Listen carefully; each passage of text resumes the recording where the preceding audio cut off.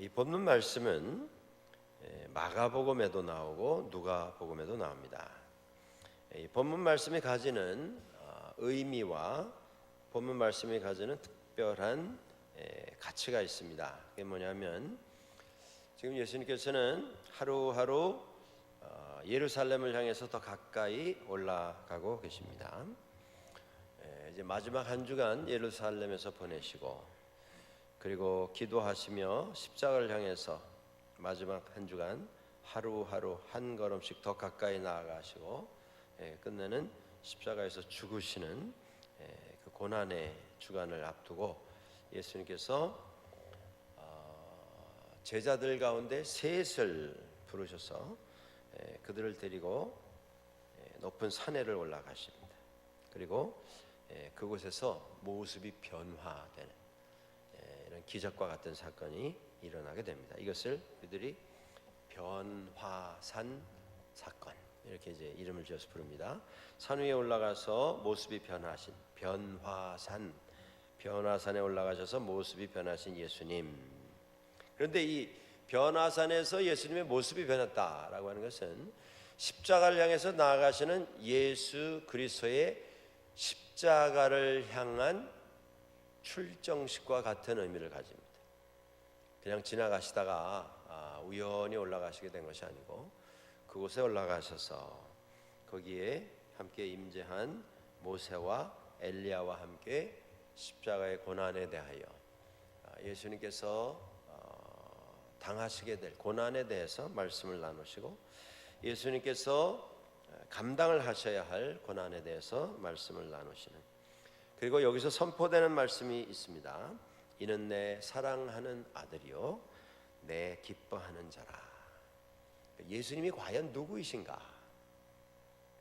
하나님의 아들이시고 하나님께서 세상을 구원하시기 위해서 십자가에 보내시는 이 세상을 위한 구세주이시다라는 것이 선포가 되고 확인이 되고, 세상을 향해서 구세주이신 예수께서 이제 예루살렘으로 올라가신다라는 것이 세상을 향해서 확인이 되는 이러한 의미를 가지는 사건이 이 변화산 사건입니다.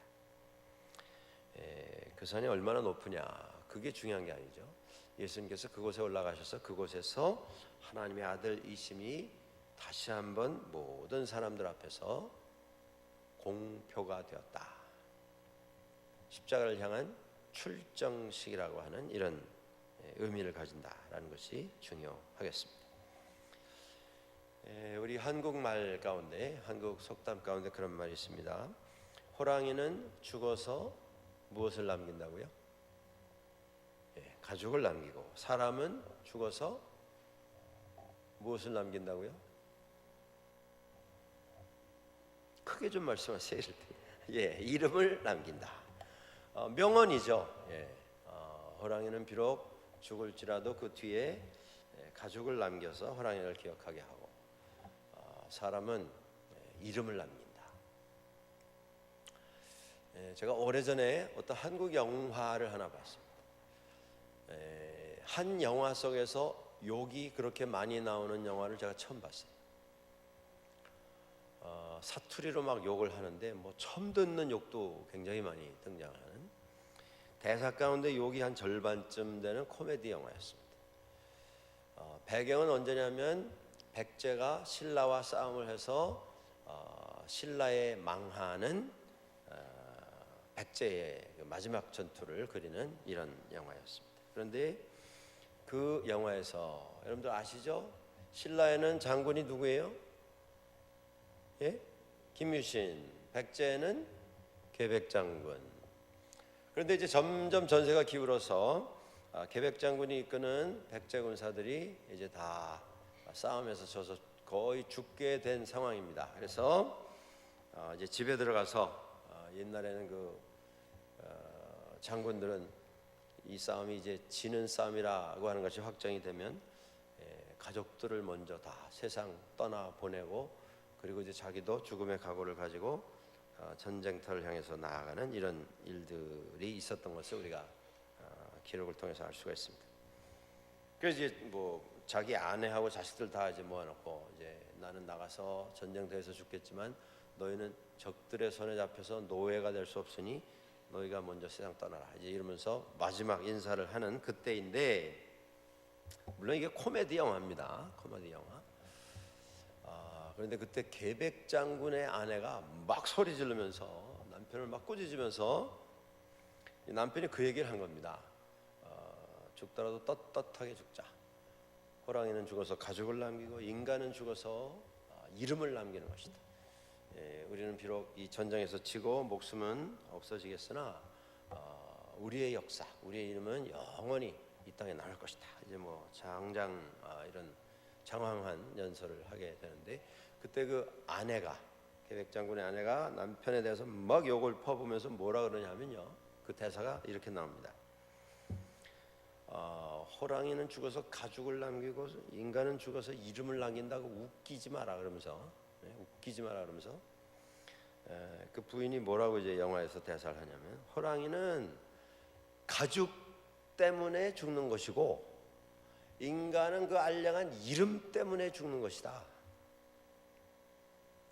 근데 그 말 들으니까요 정말 그렇더라고요. 호랑이가 가죽이 없었으면 죽을 일이 없지 않겠어요? 가죽 때문에 죽는 거예요. 가죽을 위해서 죽는 게 아니고.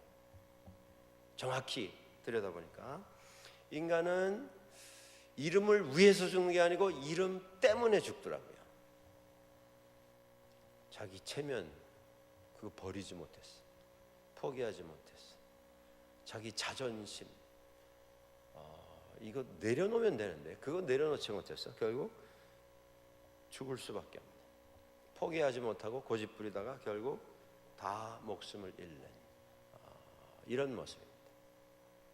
자, 예수님께서 예루살렘에 올라가셔서 예루살렘에서 죽으시는데, 그 예수 그리스도의 죽으심은 자신의 명예를 위한 것이 아니었습니다. 자신의 자존심을 지키기 위한 것도 아니었습니다. 자신의 이름을 만세에 남기기 위해서 죽으신 것도 아니었습니다. 예수님께서 죽으시는 그 죽음은 인간을 위해서 죽으신 것입니다. 100% 희생이죠. 성경에 기록이 나옵니다. 하나님께서 죄를 알지도 못하시는 분을 제물로 삼으셔서 십자가에서 우리를 위해서 죽게 하심으로, 그가 죽으심으로 우리의 죄값이 다 갚아졌고, 그가 피를 쏟으심으로 우리의 죄가 씻겨지고 용서받게 되었다. 십자가로 올라가서 예수님께서 죽으시는 이유가 무엇이냐? 나를 위한 것입니다. 그 어떤 인간을 위한 것이 아니고 나라고 하는 인간을 위해서 그가 죽으시는 것입니다.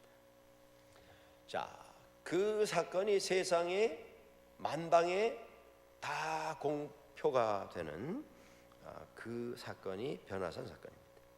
자, 그것에 우리가 좀 주목해야 할 몇 가지 특이한 현상들이 나타납니다. 본문 여러분들 한번 보시죠. 17장 2절부터 보시겠습니다. 높은 산에 올라가셨는데 그곳에서 제자들 앞에서 예수님이 변형되셨습니다. 변화되셨어요. 얼굴이 해같이 빛나고 옷이 빛과 같이 휘어졌습니다. 여러분들 지난번에 그 일식, 태양이 그 달 때문에 이렇게 가리워지는 그런 현상이 있었죠. 한 3달 전입니까? 여러분들 그날 밖에 나가서 좀 한번 구경하신 분이 있으세요? 전혀 뭐 그런 일이 있었나 그런 표정이세요? 이 북미주 특별히 밴쿠버 쪽에서 좀 많이 목격이 됐습니다. 대낮에 오전 시간에 저도 이제 기다리고 있다가 그 시간 맞춰서 한번 그 일기예보에 나와 있는 몇 시 정도면 잘 볼 수 있다. 그날 해가 뭐 굉장히 쨍쨍 쬐었는데요. 기다리고 한번 나가서 봤습니다. 근데 보고서 제가 후회를 좀 했어요. 뭐였냐면 무식하면 용감하다고, 해는 사람이 그냥 쳐다보면 안 돼요. 눈 버립니다. 잠깐 봤는데도요 한 일주일 눈이 꼭 저 무슨 밀가루 뿌려놓은 것처럼 한참 애먹었습니다. 그리고 얼마나 후회했는지 몰라요. 이거 뭐 7살도 아니고 이게 뭐 이 나이에 눈이 이렇게 되면 곤란한데 막 그럴 정도로 눈이 좀 좋지 않았어요. 근데 제가 태양을 그 맨눈으로 쳐다본 것도 아니고요. 그걸 보도록 눈을 보호하는 그 무슨 이렇게 칠을 한 이런 유리를 팔았다 그러는데 그건 뭐 무슨 정성에 그걸 다 사다가 그걸 들고서 태양을 보였습니다. 그래서 제 딴에 그래도 꾀를 낸다고 집안에 다 뒤져보니까요 이럭저럭 해서 선글라스가 한 4개 나오더라고요. 선글라스 4개 한꺼번에 껴보신 적이 있으세요? 제가 그날 한번 껴봤습니다. 그 다 4개를 끼고 보는데도 잠깐 봤거든요. 한 2, 3초보다 또 말고 뭐 이렇게 해서 몇 번 쳐다봤는데 그랬는데도 눈이 그냥 어리어리 해가지고 한참 애를 먹었습니다. 지금은 아마 감사하게 조금 이제 회복이 된 것 같아요. 자, 여기 나오는 주님의 모습, 예수님께서 그 얼굴이 해같이 빛났다. 해보다 더 밝은 별이 있습니다. 우주에는 해보다 더 큰 빛을 발하는 그런 별이 있어요. 그러나 지구에 있어서는 해가 제일 밝습니다. 왜냐하면 지구에서 제일 가까운 해이기 때문에 이 태양계 안에 들어와 있는 것 가운데는 가장 가깝지 않습니까? 해가 저 밖으로 나가면 우리가 가지고 있는 이 태양보다 훨씬 밝은 이런 별들이 있다라고 하는 것이 과학적으로 증명이 됩니다만은 여기서 이 말씀하는 주님의 얼굴이 해같이 빛났다. 그 이야기는 사람의 눈으로는 제대로 쳐다볼 수가 없을 정도의 광채가 주님의 얼굴에서 나온 것입니다. 그 다음에 3절에 보시면 모세와 엘리야가 예수님과 함께 말씀 나누는 것이 보였습니다. 모세와 엘리야인지 어떻게 알았나 궁금하지 않으세요? 명찰을 달았나? 예? 무슨 뭐 제복을 입었나?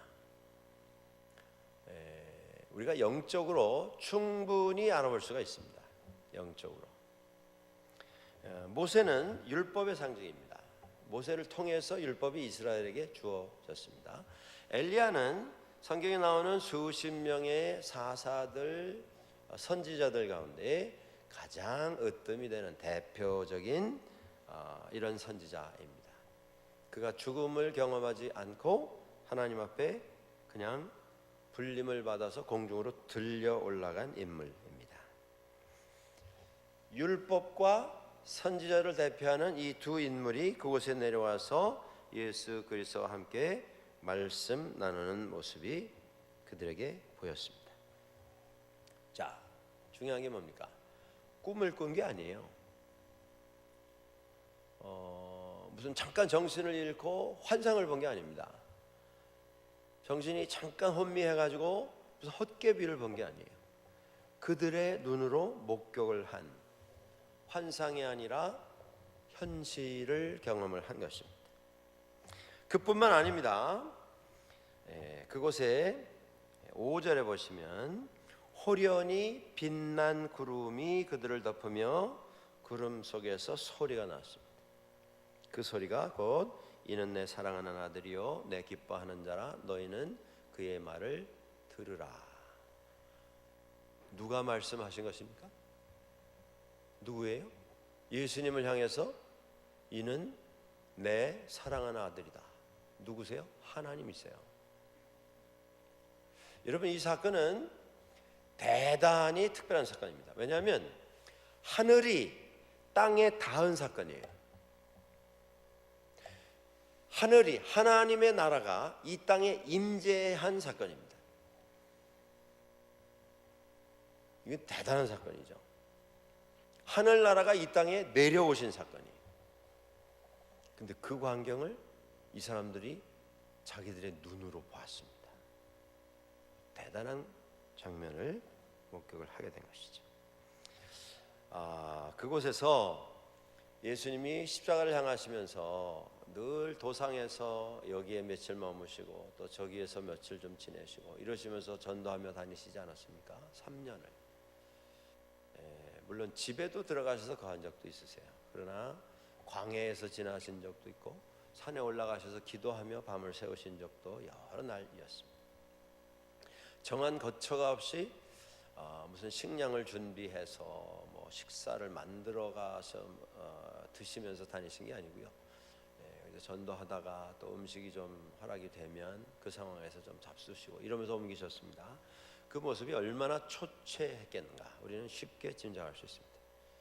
그런데 그 모습이 하늘의 영광을 입으며 하나님의 모습으로 완전히 회복된 모습을 그들이 목격하게 된 것입니다.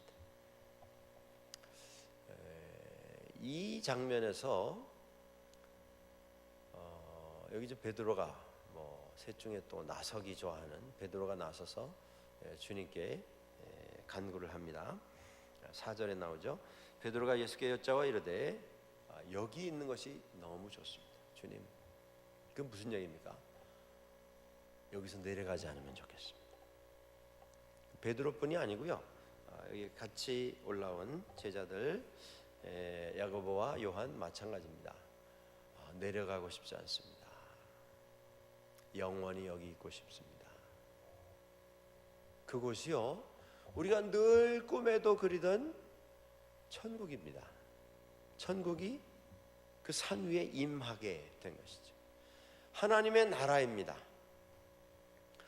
더 이상 원함, 부족함, 갈등, 시험, 연단 아무것도 걱정하지 않아도 되는, 모든 것이 꽉 채워져 있는, 다 이루어진 완벽한 곳, 영원한 곳, 죽음이 더 이상 우리 뒤를 따라다니지 않는 곳, 하나님의 나라가 거기 임한 것입니다. 여러분, 베드로가 좀 이렇게 또 엉뚱한 간구를 가지고 주님께 나가는가 그렇게 생각하시기 전에 우리라면 어떻게 하셨겠어요? 여러분들이라면 어떻게 하셨겠습니까? 누구도 이 장면을 보면서 흥분하지 않을 신앙이 어디 있겠습니까? 제대로 믿음 생활을 한 사람이라고 한다면 이 장면의 의미가 무엇이라고 하는 것을 누구보다도 확실히 아는 사람이라고 하면 그 장면 보면서 그냥 젊은이들 하는 말로 쿨 해가지고 하늘의 영광이 임했구만 허허허 그러고 지나갈 사람이 누가 있겠어요? 다 막 그냥 기절 직전일 겁니다. 베드로를 탓할 이유를 우리는 찾을 수가 없습니다. 당연한 반응이죠. 이것이 변화산의 모습입니다. 자, 그런데 제가 오늘 저녁에 여러분들과 좀 나누고 싶은 말씀은 뭐냐면 8절입니다. 8절. 제자들이 눈을 들고 보았더니 오직 예수 외에는 아무도 보이지 아니하더라. 이게 무슨 안개 지나가듯이 휙 지나가 버린 게 아니고요. 혹은 저 깜빡 피곤해서 깜빡 낮 시간에 잠에 빠졌다가 무슨 환상 꿈을 꾼 게 아니고요. 눈으로 보았습니다. 그런데 그것이 다 끝이 났어요. 중요한 게 뭡니까? 8절입니다. 예수 외에는 아무도 보이지 아니하였다. 우리가 신앙생활하면서 여러 가지 경험을 합니다. 그 경험 속에서 우리도 많은 것을 봅니다. 그런데 때로 우리 믿는 사람들이 자신만 보이게 되는 때가 자주 있는 것 같습니다. 베드로가 그랬고 야고보가 그랬고 요한이 그랬습니다. 여러분들 베드로가 고백하지 않았습니까? 주님, 여기가 좋습니다. 여기 초막셋을 지어서 하나는 주님 머무시고 하나는 모세, 하나는 엘리야 이렇게 각각 머무시면 좋겠습니다. 주님이 원하시면 제가 짓겠습니다. 얼마나 소박한 참 소원이고 간구입니까? 예수님께서 머무시면 뭐 그 산에 머무시겠어요? 예수님께서 머무시면 베드로가 그저 뚝딱뚝딱 해가지고 지은 그 초막에 머무시겠습니까? 그냥 베드로의 간절한 마음, 간절한 소원, 소박한 꿈을 우리가 여기서 엿볼 수가 있습니다. 근데 중요한 게 뭐냐면 여기가 좋습니다. 지금 저 밑에 기다리고 있는 9명의 제자들, 저 밑에 기다리고 있는 이스라엘 사람들, 저 밑에 기다리고 있는 세상 사람들, 그거 말고 주님 여기가 좋습니다. 그냥 우리끼리 여기 있으면 좋겠습니다. 그겁니다.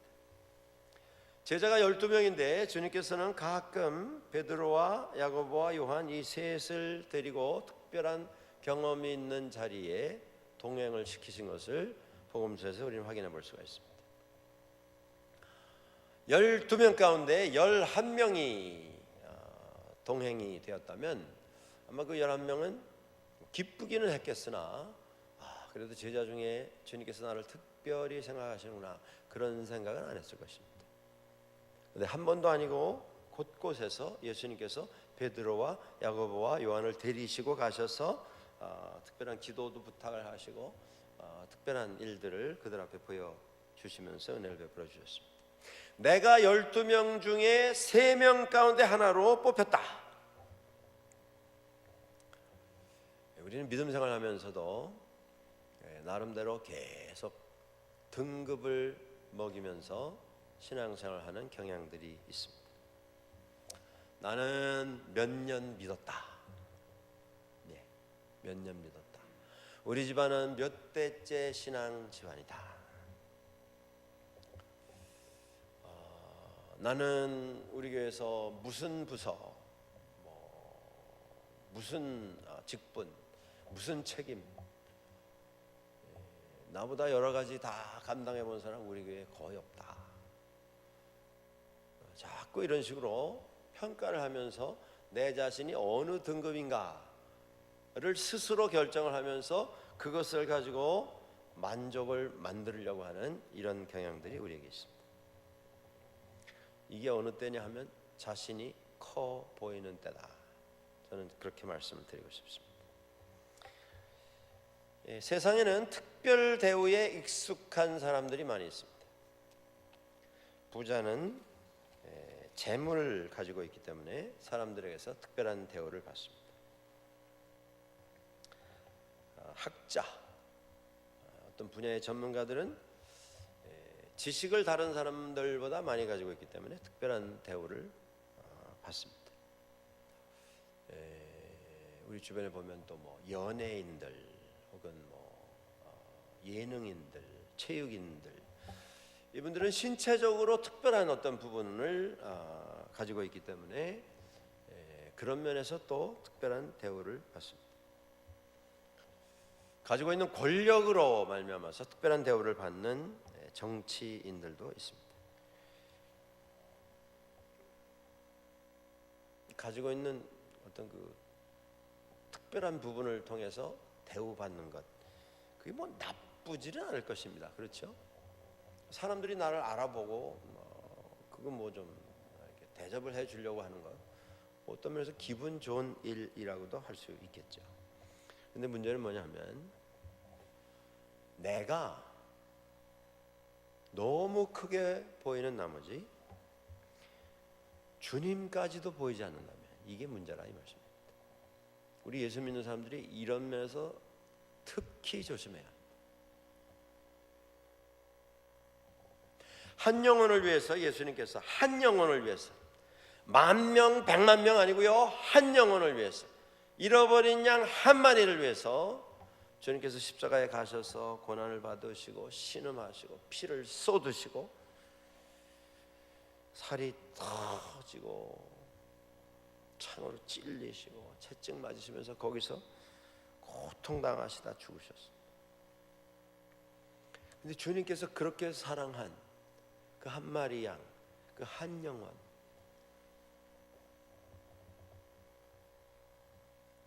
너무 보잘것없는 이런 한 마리 양이기 때문에 보잘것없는 한 존재라고 내 스스로 판단하고 결정하기 때문에 그 한 영혼을 내가 무시하고 함부로 대하고 함부로 말하고, 나는 큰데 저 사람은 형편없고 작기 때문에 내가 부리려고 하고, 그 순간은 이미 내가 너무 커져버린 순간인 것입니다. 너무 커져서 주님도 보이지 않는 것입니다. 여러분들 한국에서 그 좀 우스갯소리로 사회 여기저기서 나오는 소리 가운데 이런 말 있죠. 내가 누군지 알아? 들어보셨어요? 내가 누군지 알아? 그런데 이게 저는 한국 사람들만 이러는가 그랬는데 여기 백인들도 이러더라고요. 제가 직접 겪은 얘기는 아닙니다. 그런데 우리 한국 2세들 가운데 NHL, 내셔널 하키 리그, 미국 프로 하키 팀에서 선수로 뛰었던, 프로 선수로 뛰었던 한 2명밖에 없어요. 미국 이민이 100년인데 한국 2세로 프로 하키 팀에 들어갔던 사람이. 근데 그 중에 하나, 토론토에서 사는 친구인데 지금 한국 남자 하키팀 감독으로 한국에 나가서 지금 활동을 하고 있습니다. 이 친구가 어느 날 젊을 때죠. 한참 막 등치가 그냥 탱크처럼 이렇게 단단한 사람인데 골프장에 갔습니다. 어른들 몇 분 모시고 골프장에서 골프를 치는데 그 뒤에서 이제 따라오는 팀들이 그때 그날 그 자리에 나간 분 가운데 목사님이 한 2명 있었어요. 뭐 얼마나 잘 치겠습니까 목사들이. 그러니까 자꾸 이제 꾸물꾸물대고 쳐도 멀리 안 나가니까 또 쳐야 되고 그래서 시간이 좀 걸리게 됐습니다. 그 뒤에 따라오던 사람들이 이제 신경질이 난 거예요. 빨리 좀 쭉쭉 나가주면 좋겠는데 앞에서 자꾸 이제 시간 지체하고 그러니까 사람이 서 있는데 거기다가 대고 이제 막 볼을 치는 거예요. 바짝바짝 떨어지. 그거 싫으면 빨리 가라 그거죠. 그냥 앞에 있는 사람들이 볼이 자꾸 가까이 떨어지니까 신경 쓰이는 거죠. 그러고 있는데 다 여기서 끝나지도 않았는데 저쪽에서 또 친 거예요. 그래가지고 공이 지나갔어요. 치고 있는데.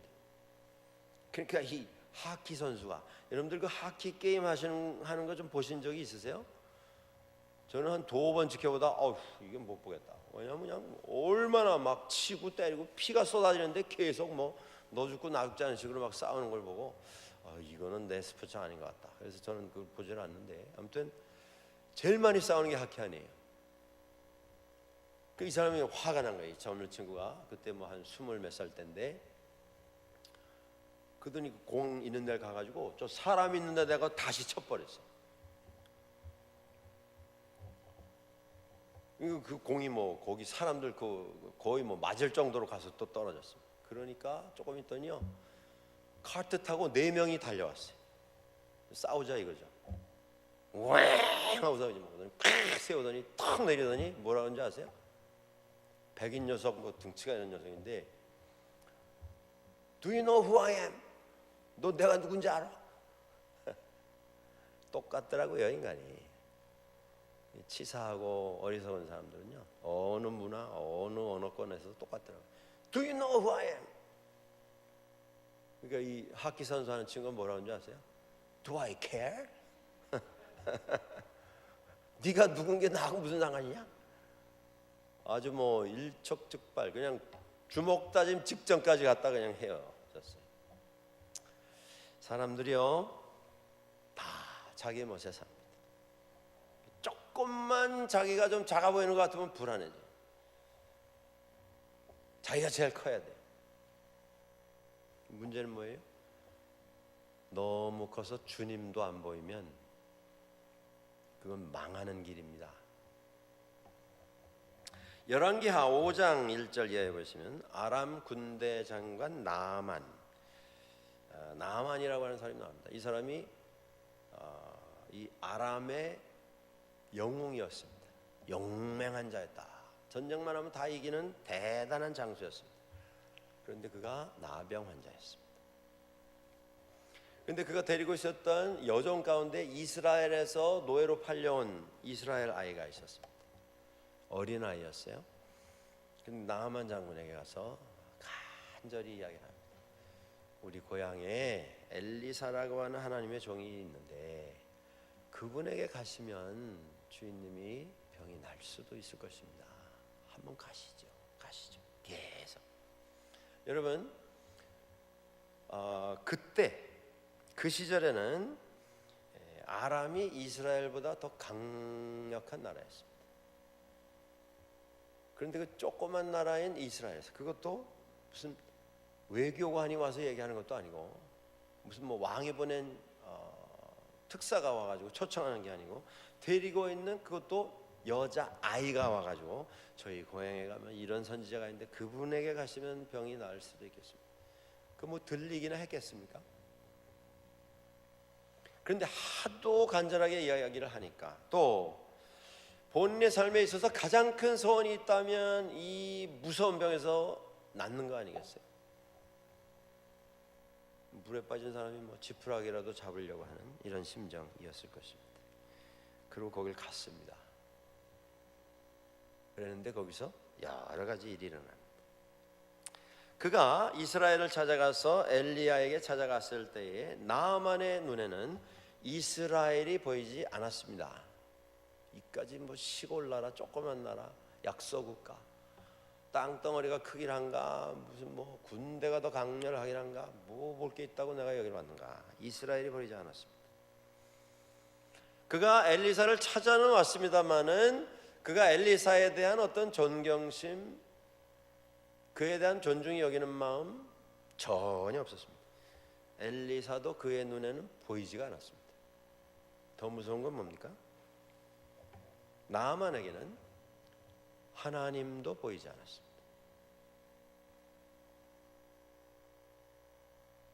인생 중에 이런 인생들이 많다는 것입니다. 더욱더 무섭고 더욱더 하나님 앞에 죄송하고 더욱더 안타까운 건 뭐냐면, 예수 믿는다고 하는 사람들 중에도 하나님도 안 보인다 그러면서 교회에 드나드는 분들이 있으세요.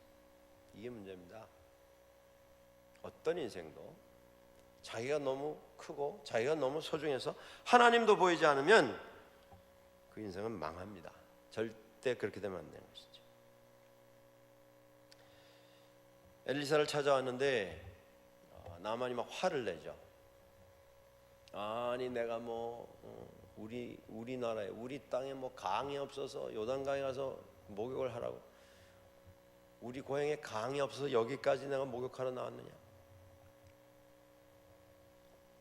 목욕을 해도 무슨 저렇게 또랑같이 조그만 강에 가서, 우리 고향에 가면 저거보다 훨씬 크고 물도 깨끗하고 강이 없어서 내가 여기까지 왔느냐, 뭐 기분 나빠서 도로 가겠다는 것이죠. 그런데 도로 나아만이 엘리사를 안 보고 도로 가겠다고 이렇게 소리 지르는 이유가 뭐예요? 강이 작아서? 수질이 별로여서? 크지도 않은 강에 자신을 내려가라고 해서? 뭡니까 이유가? 나를 좀 알아보고 알아봐서 대접을 해줘야 되는 거 아니냐, 나를 좀 알아서 모셔야 되는 거 아니냐, 이겁니다.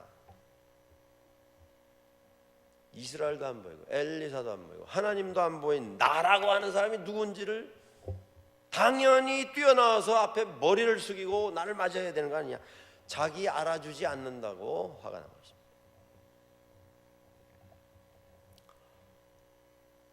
그가 엘리사를 만나고요,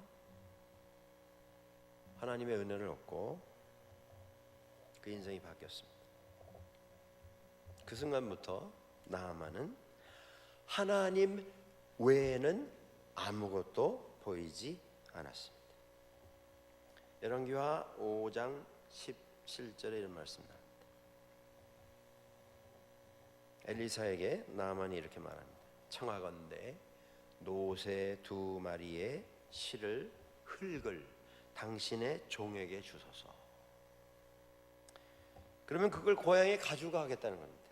이제부터는 종이 번제물과 다른 희생 제사를 여호와와 그 이외의 다른 신에게는 절대 드리지 아니하고 여호와께만 제가 번제물과 모든 희생 제사를 드리겠습니다.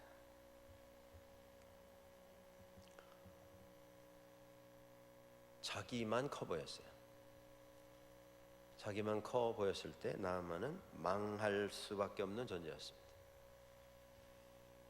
그가 하나님을 볼 수 있었을 때, 그가 주님을 볼 수 있었을 때에 그는 구원받았습니다. 여러분 신앙생활 하시면서 우리가 긍지를 갖는 건 좋은 것입니다. 자부심, 자신감을 갖는 건 좋은 것입니다. 그러나 그것이 자만감으로 변질되지 않도록 해야 합니다. 너무 내가 중요하고 소중하고 내 경력과 이력과 경험이 풍부해서 주님도 안 보이는, 주님께서는 그런 사람을 필요로 하시는 분이 아니십니다. 자, 제자들이 산 위에서 온갖 신기한 것을 경험을 합니다. 그들을 사로잡았던 것이 아까 앞에서 우리가 지적했습니다만 기적입니다. 기적, 초자연적, 초능력. 우리 믿는 사람들에게 이 부분에 대해서 확실한 이해가 있어야 합니다. 신비한 것이 보일 때 사람들은 매료됩니다. 기적을 보게 될 때 우리는 놀라워하고 경외심을 가지게 돼요. 기적은 예수님 시대에만 있던 사건이 아닙니다. 기적은 구약 시대에만 일어난 것이 아니에요. 오늘도 기적이 있습니다. 현대 의학이 대답할 수 없는 기적들이 여기저기서 일어납니다. 오늘도 현대 의학에서 설명을 할 수 없는 이런 일들이 오늘도 일어납니다. 근데 문제는 뭐냐면 이 신기한 것, 이 신비한 것, 이 기적만 보이면 이건 문제라 이 말씀입니다. 변화산에 장막을 짓습니다. 주님 여기서 있게 해주십시오.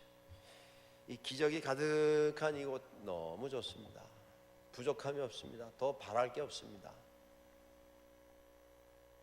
그곳은 천국입니다. 죽을 일이 없습니다. 영원히 사는 곳입니다. 율법의 대표인 모세가 거기 있었고 선지자 대표인 엘리야가 거기에 있었습니다. 얼마나 흥분이 되고 흐뭇하고 만족스러운 일이었겠습니까? 천상에 있던 천상의 존재들이 땅 위에 내려와서 땅 위에 계시는 예수 그리스도와 합석을 했습니다. 늘 피곤하면서 시달리면서 지내오셨던 주님의 얼굴에서 태양빛과 같은 빛이 났습니다. 하나님의 영광이 회복되고 하나님의 권위가 회복된 모습으로 예수님께서 변화되셨습니다. 하늘이 땅에 닿았고요, 하나님의 영광이 그 산 위에 임했습니다. 소리가 들렸습니다. 하나님께서 직접 말씀하셨습니다. 그러니 황홀할 수밖에 없죠. 그런데 그렇게 황홀하기 때문에 기적만 보이면, 기적이 너무 놀라워서 기적만 보이고 주님을 보지 못하면 이건 아무것도 아니라 그 말씀입니다. 그냥 영화 한 편 보는 거예요. 신앙이 그냥 불꽃놀이 보면서 우와 하고 끝나는 겁니다. 믿음이. 그게 믿음입니까? 그게 신앙입니까? 우리가 지난주에 성경 말씀 보면서 그런 말씀을 봤습니다. 유대인은 기적을 구하고 헬라인은 지혜를 받는다. 유대인들 눈에는 기적만 보이는 겁니다. 다른 거 안 보이는 거예요. 주님이 아니라 기적만 봤습니다. 그래서 주님을 십자가로 내멉니다. 헬라인들 눈에는 지식만 보이는 겁니다. 지혜만 보이는 겁니다. 다른 건 안 보이는 거예요. 우리 한국 교회의 성도들은 무엇을 봅니까? 우리 눈에는 어떤 게 보입니까? 어느 나라 사람들이라고 기적을 보면서 감탄하지 않을 사람이 있겠습니까? 특별한 현상, 특별한 일, 사건, 경험, 신비한 현상, 신비한 소리, 모습 다 찬란하고 엄청난 것들입니다. 근데 문제는 그 그것에 매료되어서 그 기적의 주인이 되시는 주님을 보지 못하면 기적은 우리에게 아무런 유익을 가져다 주지 못합니다. 아니, 유익을 가져다 주지 못하는 정도가 아니라 오히려 그 경험 때문에 신앙에서 멀어질 수 있습니다. 거기 매료되어서. 여러분, 우리 눈에는 지금 무엇이 보이고 있습니다? 사도 바울이 말합니다. 고린도전서 2장 2절입니다. 예수 그리스도와 그의 십자가 외에는 아무것도 알지 아니하기로 했노라.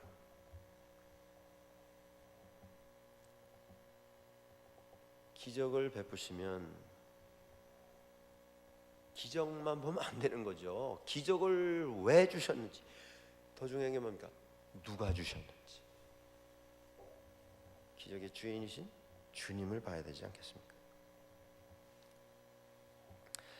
벌써 몇십 년이 지난 이야기입니다. 그런데 한국에서 이런 일이 있었습니다. 한국에서 그 당시에 가장 유명하고 가장 큰 규모를 자랑하던, 그리고 오랜 역사를 자랑하던 한국 시내, 서울 시내 한복판에 있는 한 장로교회에 신앙생활 잘 하시던 장로님께서 병이 걸리셨어요. 진단을 해보니 암이었습니다. 근데 의사들이 이거 고치기 힘듭니다, 이렇게 된 겁니다. 기도하고 기도원에도 가시고 여기저기 이렇게 기도를 해주실 분들의 도움을 받고 이렇게 했습니다. 그런데 그때 그 전통적인 제일 큰 장로교회의 그 장로님이 어찌어찌 하다가 한국에서, 서울에서 그때 한참 신유의 은사, 병을 고치는 기적을 행하는 것으로 많은 사람들에게 소문이 나고, 또 그 병에서 노임을 받는, 치료받은 분들이 여기저기서 나와서 간증을 하는 어느 교회 하면 다 아실 그 교회에 연결이 됐습니다.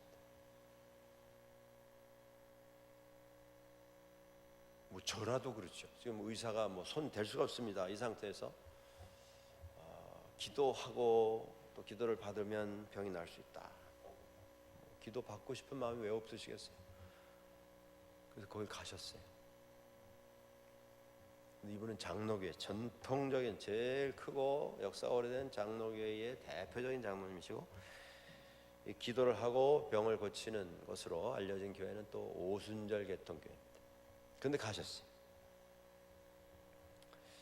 어쨌든 거기서 기도를 받았습니다. 그리고 그 기도를 받은 것을 이유로 해서 그 교회에다가 거액을 헌금을 했습니다. 이 장로님. 저는 여기까지는 문제가 없다고 생각합니다. 헌금을 안 하셔도 되지만 기뻐서 감사해서 헌금을 하시면 또 하시는 거죠. 그것까지 이걸 돈을 주고 기도를 샀느냐 마느냐 그런 얘기는 저 하고 싶지 않아요. 그런데 시간이 지났는데 병이 낫질 않아요. 악화가 돼서 결국 세상을 떠나셨어요.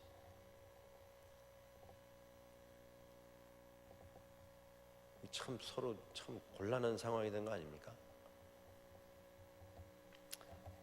그러니까 이제 장로교인들이 좀 기분이 상한 거예요. 장로교회 장로가 오순절교회 가서 기도 받았다 하는 것도 자존심 상하는데, 게다가 또 치료가 안 되고 세상 떠나시니까 이제 화가 난 겁니다. 자존심이죠. 그래서 그걸 이제 문제를 삼은 거예요. 그 헌금한 돈 도로 내시오, 이렇게 된 겁니다. 그 거액이었거든요, 그 당시에는. 병 안 났으니까 이거는 도로 내야 된다, 이렇게 된 거예요. 저는 그 상태, 그 사건을 이렇게 지켜보면서, 이게 벌써 한 3, 40년 전 얘기입니다. 이 양쪽 다 문제가 좀 있다, 저는 그렇게 생각했습니다. 왜냐하면 병이 낫고 싶었던 분도 기적만 봤어요.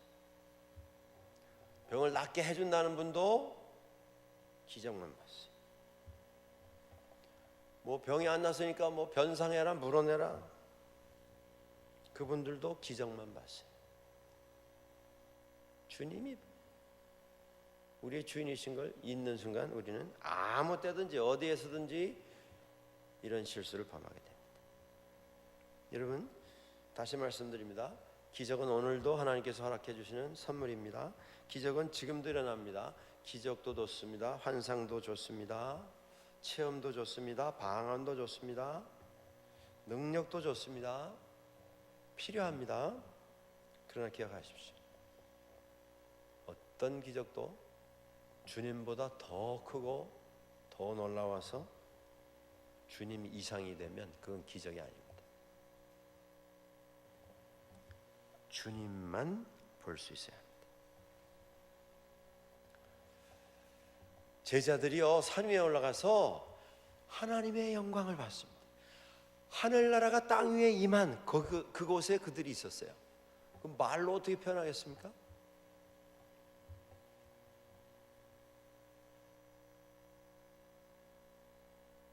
그런데 구름이 지나가고 고개를 들어보니 주님 외에는 아무도 보이지 않았습니다. 그 자리가 복 있는 자리입니다. 오늘 사순절에 여러분들 이제 한 주간 남겨놓고 있는데 우리 눈에는 무엇이 보이는지, 이 기간 우리가 무엇을 봐야 할지, 예수 그리스도와 그의 십자가만 바라보는 우리가 될 수 있기를 간절히 소원합니다.